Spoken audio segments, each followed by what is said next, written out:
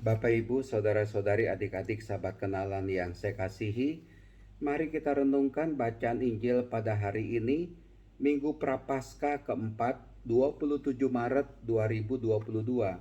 Bacaan Injil diambil dari Lukas bab 15 ayat 1 sampai dengan 3, dilanjutkan ayat 11 sampai dengan 32. Bacaan Injil hari ini pasti sudah kita mengerti mengenai anak yang hilang, si bungsu yang hilang, yang kembali kepada bapaknya, atau si bapa yang maha rahim, penuh dengan belas kasih, menerima, mengampuni si bungsu anaknya ini. Kita sudah tahu bahwa si bungsu ini meminta harta warisan, lalu dia pergi berfoya-foya.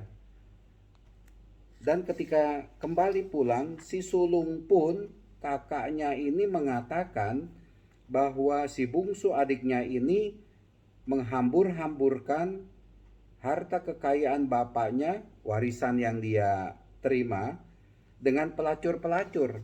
Dosanya itu begitu banyak. Banyak sekali berbuat dosa. Tetapi ada kesadaran dari dalam dirinya, si bungsu ini. Katakanlah dia sadar, dia menyesal, dia bertobat. Bagi saya begini, apa yang jelek yang dilakukan oleh si bungsu tidak usah kita tiru. Tetapi yang kita tiru dari si bungsu itu adalah semangat bertobat. Dia masih mau bertobat. Dia mau kembali kepada bapaknya. Meskipun dia itu dipandang secara tidak hormat oleh si sulung. Ya, si sulung ini adalah gambaran orang-orang Farisi dan ahli-ahli Taurat yang mau disindir oleh Tuhan Yesus. Yang merasa dirinya benar, dirinya itu suci, dekat dengan Tuhan, tapi berhadapan dengan orang berdosa yang bertobat, si sulung atau juga orang-orang Farisi dan ahli-ahli Taurat sepertinya kok nggak senang ya. Kok mereka itu nggak senang berhadapan atau memandang melihat orang yang bertobat. Si bungsu ini mau bertobat, dan bagi saya nggak penting si sulung itu reaksinya bagaimana, yang adalah gambaran orang-orang Farisi dan ahli Taurat. Tetapi yang penting itu bagaimana sikap reaksi si bapak ketika anaknya yang bungsu itu kembali pulang. Ya, ketika anak si bungsu itu bangkit lalu pergi kepada bapaknya, dan ketika masih jauh ayahnya melihat dia, si bungsu itu, lalu tergeraklah hatinya oleh belas kasihan.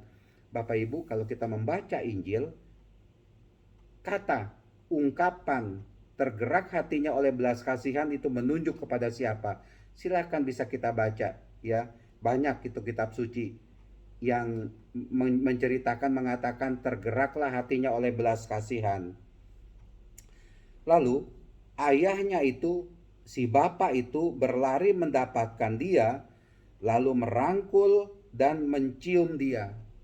Si bapak menerima anaknya yang berdosa itu untuk pulang. Ya, kata anak itu kepada bapaknya, "Bapak, aku telah berdosa terhadap surga dan terhadap Bapak." Ngaku salah, ngaku berdosa. Aku tidak layak lagi disebut anak Bapa.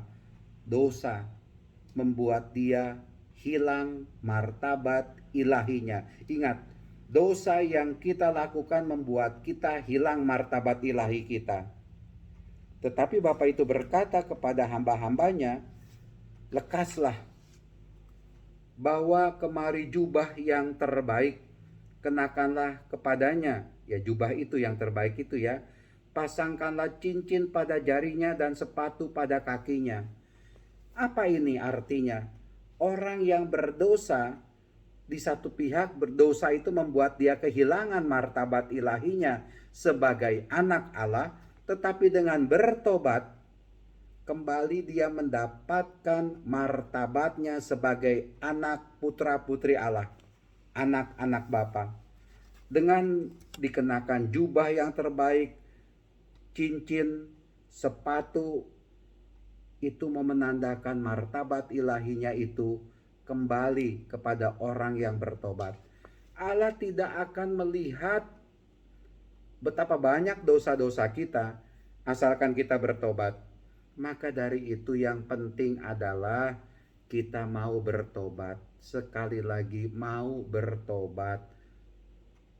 Dan jangan pernah merasa sok memandang orang, melihat orang yang bertobat. Itu adalah saat yang paling sakral, yang paling indah, yang paling bagus dari seseorang dalam hidup ini. Bertobat. Tidak ada manusia yang tidak berdosa. Bohong kalau ada yang mengatakan saya tidak berdosa, bohong. Tetapi yang penting adalah kita sadar.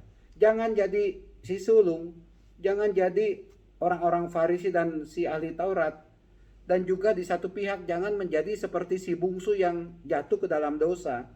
Tetapi yang mau kita lihat adalah bagaimana si bungsu itu bertobat kembali kepada si Bapa yang Maha Rahim.